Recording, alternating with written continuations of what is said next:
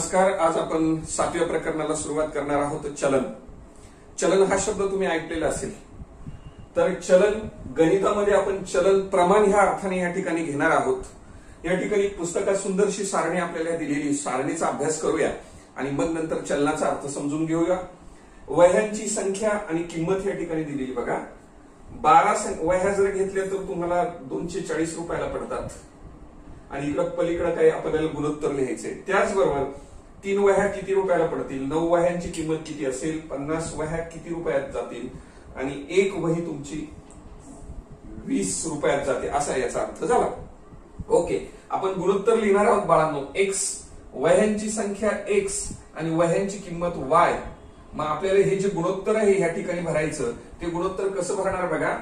वह्यांची संख्या एक्स आहे आणि किंमत वाय आहे बघा. मग एक्स म्हणजे तुमची ही 12 किंमत छेदस्थानी, वाय म्हणजे तुमची हे 240. राईट. आपण भाग देऊया. 12 1 12, 12 दुने 24 आणि त्याच्यावर हा एक 0.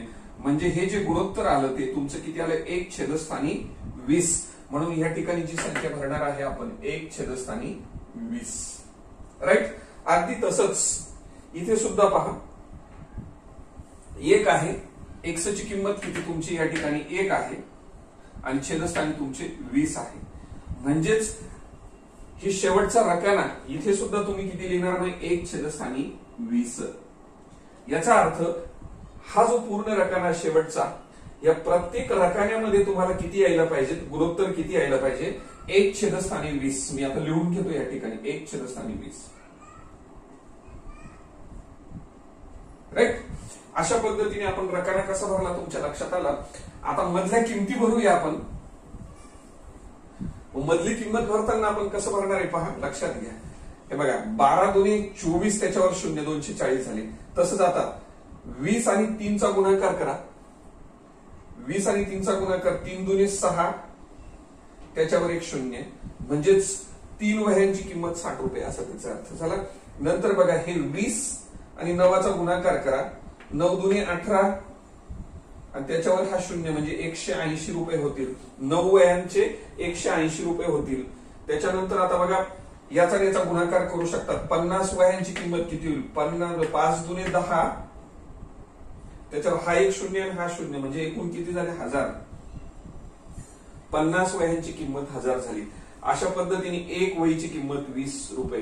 तर आपण हे भरायच्या आधी आपण कसं केलं बघा, वह्यांची संख्या त्याला भागिले वह्यांची किंमत, म्हणजेच 12 छेदस्थानी 240 हे जे गुणोत्तर होतं, 12 1 12, 12 दुने 24 आणि छेदस्थानी म्हणजे 1 छेदस्थानी 20. अशा पद्धतीने सर्व गुणोत्तर स्थिर असतील आणि ते गुणोत्तर अशा पद्धतीने किमती लिहून घेतल्या. त्याच्यानंतर सरळ तिरपा गुणाकार केला, तुम्हाला हा रकाना भरता आला. तर मित्रांनो, याच्यातून काय दिसतं बरं, तुमच्या लक्षात आलं असेल, ज्यावेळेस 12 वह्यांची किंमत तुमची 240 होती, तर 3 वह्यांची किंमत 60 होती. म्हणजे वह्यांची संख्या जर कमी केली तर किंमत पण कमी होत जाते. त्याच्यानंतर 3 नंतर 9 वह्या वाढवल्यात, पुन्हा 6 वह्या, तर तुमची बघा 60 चे किती झाले, 180 झाले, म्हणजे वाढत चालले. 50 वह्या घेतल्यात तर त्यावेळेस तुमची किंमत पुन्हा वाढली, 1000 रुपये झाले आणि 1 वहीसाठी पुन्हा 20, म्हणजे कमी केले. म्हणजे काय, एका राशीत जर वाढ केली तर दुसरी राशी सुद्धा वाढते. एका संख्येत वाढ केली तर दुसरी संख्या वाढते. एक संख्या कमी केली तर दुसरी संख्या सुद्धा कमी होते. म्हणजे याच्यामध्ये काहीतरी असं विशिष्ट प्रमाण आहे, त्या प्रमाणात त्याच्यामध्ये बदल होतो आणि यालाच आपण चलन असं म्हणतो. मग हे जे प्रमाण आहे यालाच समप्रमाण असं म्हणतात. एका राशीत किंवा एका संख्येत वाढ झाल्यावर दुसऱ्या संख्येत सुद्धा वाढ होते. म्हणजे हे प्रमाण जे वाढण्याचं हे समप्रमाण आहे. या प्रमाणालाच काय म्हणायचं, समप्रमाण किंवा त्याला चलन असं म्हणतात. तेच आता आपल्याला या ठिकाणी शिकायचं आहे चलन नावाच्या प्रकरणामध्ये. बघा, समचलन काय असतं बघा, एक्स आणि वाय यामध्ये समचलन आहे. जसं एक्स आणि वाय मध्ये समचलन आहे, याच्यामध्ये समचलन असेल तर हे विधान आपल्याला समप्रमाणात किंवा समचलनात कसं मांडायचं, हे विधान जर मांडायचं असेल तर बघा, हा एक्स हा वाय या दोघांमध्ये समचलन आहे. समचलनाचं असं चिन्ह काढतात मित्रांनो, याला अल्फा म्हणतात. अल्फा वाचताना हे विधान वाचायचं कसं, एक्स समचलन वाय किंवा एक्स आणि वाय मध्ये समचलन आहे असा त्याचा अर्थ झाला. ह्या चिन्हाला अल्फा ह्या चिन्हाला चलनाचे चिन्ह असं म्हणतात. काय म्हणतात त्याला? चलनाचं चिन्ह. आपण ते चलनाचं चिन्ह पहा. आता हे चलनाचं चिन्ह मला या ठिकाणी काढायचं आहे, तर त्यावेळेस मी हा एक्स बरोबर हेच विधान मी आता समीकरणाच्या रूपात मांडणार. हे विधान मी समीकरणाच्या रूपात मांडत असताना हा अल्फा काढून टाकणार. त्या ठिकाणी बरोबरचं चिन्ह घेतलं. ज्यावेळेस अल्फा काढून बरोबरचं चिन्ह घेतो त्यावेळेस एक सहगुणक के गुणिले वाय असं हे विधान हे समीकरणाच्या रूपात अशा पद्धतीने मांडायचं असतं. बघा लक्षात घ्या, अल्फा काढून बरोबरचं चिन्ह टाकून के घेतला आणि पुन्हा वाय जसाच तसा लिहिला. तुम्ही म्हणाल हा के काय आहे?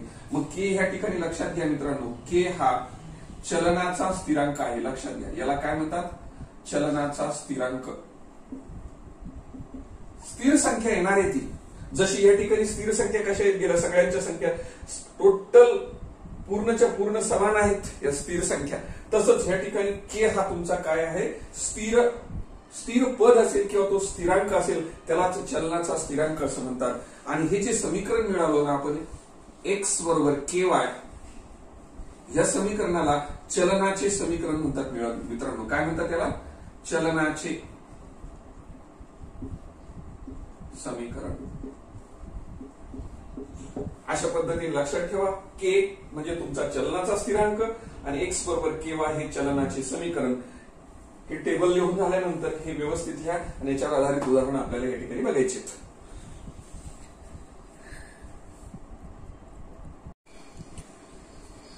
चला ओके मित्रांनो, सराव संच 7.1 मध्ये पहिला प्रश्न आहे चलनाचे चिन्ह वापरून लिहायला सांगितलं आपल्याला. त्याच्यातलं पहिलं वाक्य बघा. या ठिकाणी पहिल्या प्रश्नातलं फक्त चिन्ह वापरून लिहायचं, उदाहरण सोडवायचं नाही आपल्याला. म्हणून प्रश्न वाचूया. वर्तुळाचा परिघ सी आणि त्याच्या त्रिज्येशी आर समप्रमाणात असतो. आता तुम्हाला वर्तुळाचा परिघ आणि त्रिज्या हे समजलं पाहिजे. ओके, मी एक छोटस वर्तुळ या ठिकाणी काढतो, तुमच्या लक्षात येईल. हे वर्तुळ आहे सपोज. वर्तुळ गोल येणार नाही ते लक्षात घ्या. हे वर्तुळ आहे.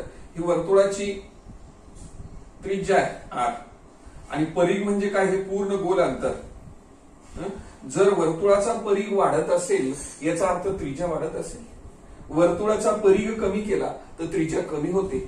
जसजसा वर्तुळाचा परिघ वाढत जाईल, परिघ म्हणजे हे गोल आकार असलेला अंतर, त्याला इंग्लिशमध्ये सर्कम्फरन्स असं म्हणतात नाही का? वर्तुळाच्या परिघाला इंग्लिशमध्ये सर्कम्फरन्स असं म्हणतात. म्हणून त्याच्यासाठी सर्कम्फरन्स या शब्दाचा सी हा शब्द घेतला. सर्कलचा जसा सी असतो तसा सर्कम्फरन्स ऑफ सर्कल वर्तुळाचा परिघ, त्याच्यासाठी सी हा शब्द वापरला. आणि इंग्रजीत त्रिज्येला रेडियस असा शब्द आहे. रेडियस शब्दाचा आर हा अक्षर या ठिकाणी वापरलं.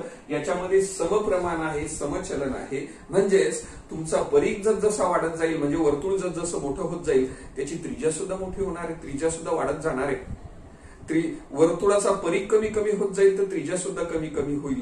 म्हणजे याचा अर्थ दोन्हींमध्ये कसलं चलन आहे? समचलन आहे. हेच विधान जर आपल्याला मांडायचं असेल मित्रांनो, हे पुसतो मी, याची गरज नाही आपल्याला, हे समजण्यासाठी मी काढलं होतं. हे विधान जर मांडायचं असेल गणिताच्या याच्यात तर बघा, नुसतं वर्तुळाचा परिघ सी आहे, त्रिज्या तुमची आर आहे, याच्यामध्ये कुठलं प्रमाण आहे? समप्रमाण आहे म्हणजे समचलन आहे. बस एवढंच उत्तर तुम्हाला या ठिकाणी लिहायचं आहे. फक्त चिन्ह वापरून लिहा असं म्हटलेलं आहे. चलनाची चिन्ह वापरून अशा पद्धतीने आपल्याला लिहिता येतं. जसं खालच्या उदाहरणामध्ये मोटारमध्ये भरलेले पेट्रोल आय नाही का? पेट्रोलची किती लिटर पेट्रोल भरलं असेल त्याच्यासाठी आय शब्द वापरलेला आहे. व तिने कापलेले अंतर डी म्हणजे डिस्टन्स. आय घेतला का एल घेतला मी बघून घेतो एकदा. लिटर मध्ये शब्द आहे का काय? ओके, यल आहे बाळांनो, यल. कारण पेट्रोल लिटर मध्ये असेल, आयचा काही संबंध येणार नाही या ठिकाणी. यल आहे, यल. मग पेट्रोल लिटर मध्ये यल लिटर पेट्रोल व तिने कापलेले अंतर डी, डिस्टन्स अंतरासाठी डिस्टन्स हा शब्द वापरतो. डिस्टन्सचा डी घेतला, लिटरचा एल घेतला. जेवढं जास्त पेट्रोल गाडीमध्ये भरणार तेवढी ती जास्त अंतर जाऊ शकते. जर पेट्रोल कमी भरलं गाडीमध्ये तर गाडी कमी अंतर कापू शकते, बरोबर आहे की नाही? आणि म्हणून मग याच्यामध्ये असलेलं चलन सुद्धा तुमचं समचलन आहे किंवा समप्रमाणात आहे. आणि हेच विधान चलनाच्या रूपात चिन्ह वापरून जर लिहायचं असेल तर यल आणि हे किती तुमचं इकडे इकडे लिहितो बघा, यल समचलन डी, यल इथे घेतला आणि हा डी इथे घेतला, दोघांमध्ये चलनाचं चिन्ह काढलं. अशा पद्धतीने याचं हे सुद्धा उत्तर आहे. अतिशय सोपं होतं बघा. प्रश्न पहिला व्यवस्थित लिहून घ्या, दुसऱ्या प्रश्नाला सुरुवात करूया.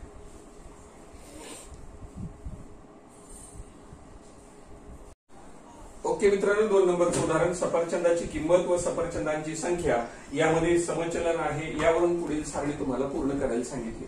बघा सारणीमध्ये बघा, हा सफरचंदांची संख्या आहे आणि या ठिकाणी सफरचंदाची किंमत आहे. एक सफरचंद 8 रुपयाला, 4 सफरचंद 32 रुपयाला, 56 रुपयाला किती सफरचंद मिळतील, किंवा 12 सफरचंद किती रुपयाला मिळतील, 160 रुपयाला किती सफरचंद मिळतील. अशा पद्धतीने उदाहरण आपल्याला दिलेले. आपल्याला हे 3 बॉक्स या ठिकाणी भरायचे मित्रांनो. संख्येसाठी एक्स हे चल वापरलं आणि किमतीसाठी वाय, सफरचंदाच्या किमतीसाठी वाय हे चल वापरलेलं आहे. तुमची सारणी लक्षात आली. आता सारणीमध्ये बघा सांगितले, सफरचंदाची किंमत व सफरचंदाची संख्या यामध्ये समचलन आहे, यावरून पुढील सारणी पूर्ण करा. अशा पद्धतीचं उदाहरण तुम्हाला दिलं. ओके, सफरचंदाच्या किमतीसाठी वाय चल घेतलं, दिलेलं आहे ते घेतलं, व संख्येसाठी एक्स हे समचलन आपण या ठिकाणी घेणार आहोत. मग वाय हे सफरचंदाच्या किमतीसाठी आणि संख्येसाठी एक्स हे चल वापरणार आणि याच्यामध्ये समचलन आहे. आता हे विधान आपण लिहितो कसं बघा, वाय समचलन एक्स. मग हे बघा, वाय समचलन एक्स नाही का, हे चलनाचं चिन्ह आहे. वाय मध्ये आणि एक्स मध्ये समचलन आहे असा त्याचा अर्थ झाला. मग हे चलनाचं चिन्ह मी काढून टाकणार, म्हणजेच वाय बरोबर काय येणार या ठिकाणी के एक्स. चलनाचं चिन्ह काढून टाकल्यानंतर बरोबरचं चिन्ह टाकायचं, के घ्यायचा आणि नंतर तुमचा पुढचा एक्स जसाचा तसा लिहायचा. आता हा काय असतो, के तर हा चलनाचा स्थिरांक असतो, हे सुद्धा तुम्हाला माहिती आहे. चला मित्रांनो, आता या ठिकाणी ज्या किमती तुम्हाला दिलेल्या आहेत त्या किमती उचलणार. एक्स बरोबर 1 घ्या, वाय बरोबर 8 घ्या नाही का. ही एक किंमत एक्स साठी ठेव, वाय किंमत 8 किंमत ही वाय ची आहे. म्हणून या ठिकाणी मी म्हणणार एक्स बरोबर 1 आणि वाय बरोबर 8. ह्या दोन्ही किमती समीकरण 1 मध्ये ठेवणार. ओके, आता हे समीकरण नंबर 1 इथे लिहिलेले बघा, वाय ची किंमत 8 आहे म्हणून 8 बरोबर के जसाच तसा आणि एक्स ची किंमत 1 आहे म्हणून तो 1 ह्या ठिकाणी लिहिला. ओके, याचा अर्थ काय झाला, के गुणिले 1 म्हणजे के 1 के, म्हणजेच के ची किंमत किती झाली मित्रांनो 8. म्हणून या ठिकाणी असं म्हणूया, के बरोबर 8 आला. ओके, ही के ची किंमत आलेली किंमत समीकरण 1 मध्ये ठेवणार, इथे ठेवणार आपण आणि चलनाचं समीकरण मिळवणार आणि म्हणून म्हणणार समीकरण के बरोबर 8 ही किंमत समीकरण 1 मध्ये ठेवू. ओके, 1 नंबरच्या समीकरणात ठेवल्यानंतर आता तुमचं काय बघा, 1 नंबरचं वाय बरोबर के च्या जागेवर तुमचे 8 होतील आणि हा तुमचा 1 जसाच तसा. आता हे जे समीकरण मिळालं लक्षात ठेवा, या समीकरणाला चलनाचे समीकरण असं म्हणतात. मी या ठिकाणी लिहितो मग चलनाचे समीकरण. ओके, हे चलनाचं समीकरण, त्याला नंबर 2 म्हणू शकता तुम्ही या ठिकाणी. चलनाचं समीकरण लक्षात ठेवा, चलनाचं समीकरण कसं मिळवलं. आता चलनाचं समीकरण मिळाल्यानंतर आता ह्या बॉक्समध्ये तुम्हाला किंमत भरायची, म्हणजे एक्स ची किंमत किती असेल जेव्हा वाय ची किंमत 56 असेल तेव्हा. म्हणून आपण नंबर 1 ला असं म्हणू शकता, वाय बरोबर 56. बघ बरं दिसतंय का, वाय बरोबर 56. त्यावेळेस एक्स बरोबर किती असं म्हणणार, एक्स बरोबर किती. ओके बाळांनो, म्हणून आता काय करणार बघा, ह्या दोन्ही आता वायची 56 किंमत ह्या चलनाच्या समीकरणात ठेवणार आपण आणि म्हणून या ठिकाणी झाले 56 बरोबर हे तुमचे 8x जसेच्या तसे.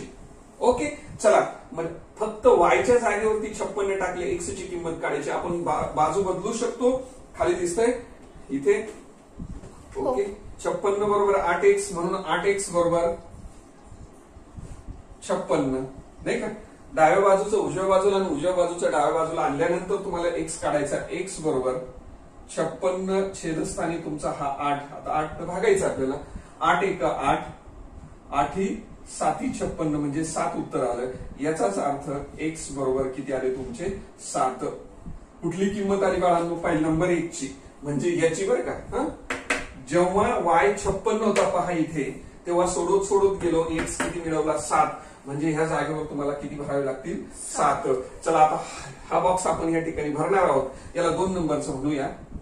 2 नंबर मध्ये आता आपण x 12 घ्या. बघा हा कॉलम xच आहे म्हणून x बरोबर 12. त्यावेळेस y चा कॉलम रिकामा आहे म्हणून y बरोबर किती म्हणूया. किती म्हणजे शोधायचं आहे आपल्याला. आणि ही किंमत पुन्हा एकदा कुठे ठेवणार? आपल्याला पुन्हा चलनाच्या समीकरणामध्ये ठेवायची किंमत, म्हणून समीकरण 1 मध्ये ठेवू, 2 मध्ये सॉरी. मग ते आहे तुमचं चलनाचं समीकरण 8x. लक्षात घ्या, इकडे पाहिजे असेल तर लिहून ठेवतो मी. 2 वरून म्हणजे 2 नंबरचं समीकरण घेतलं या ठिकाणी. y हे y बरोबर 8x, याला चलनाचे समीकरण असं म्हणतात. बरोबर. आता y ची किंमत काढायची म्हणून y बरोबर पहा 8 जसाचा तसा x 12 आहे म्हणून या ठिकाणी 12 ठेवूया. 12 1 12 12 8 96. y ची किंमत 96 आली. मग ह्या ठिकाणी किती यायला पाहिजे तुमचे 96 यायला पाहिजे. राईट. आता तुमचे x बरोबर किती असतील आणि y बरोबर तुमचे 160 असेल तर तिसरं लिहिताना आपण असं लिहिणार नंबर 3. असं म्हणूया y बरोबर 160, y बरोबर 160.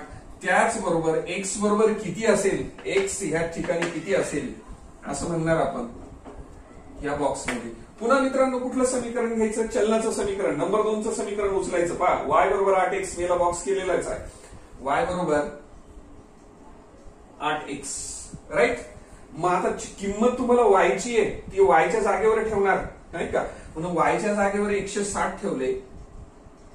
बरोबर तुमचे 8x आहे. पाहिजे असेल तर मग बाजू पलटून घेऊया. 8x बरोबर 160. याचाच अर्थ x बरोबर 160 छेदस्थानी 8 करा नाही का. 8 1 8 8 2 16. बघा भाग 8 1 8 8 2 16 म्हणजे 2 आले आणि पुढचे तुमचे 0 ठेवले म्हणजे 20 झाले. 160 ला जर 8 ने भाग दिला तर उत्तर 20 आलं. म्हणजे या ठिकाणी किती यायला पाहिजे बाळांनो 20. अशा पद्धतीने अतिशय सोपं उदाहरण आहे. तुम्हाला जो भाग समजला नाही थोडासा व्हिडिओ पाठीमागे घ्यायचा आणि पुन्हा ऐकायचं मी काय सांगितलेलं आहे. ओके. या ठिकाणी दुसरा प्रश्न कंप्लीट झाला. पुढील प्रश्न आपण उद्याच्या व्हिडिओमध्ये घेणार आहोत. तुम्हाला जर व्हिडिओ आवडला असेल तर त्याला लाईक करा आणि चॅनलला सबस्क्राईब करायला विसरू नका. धन्यवाद.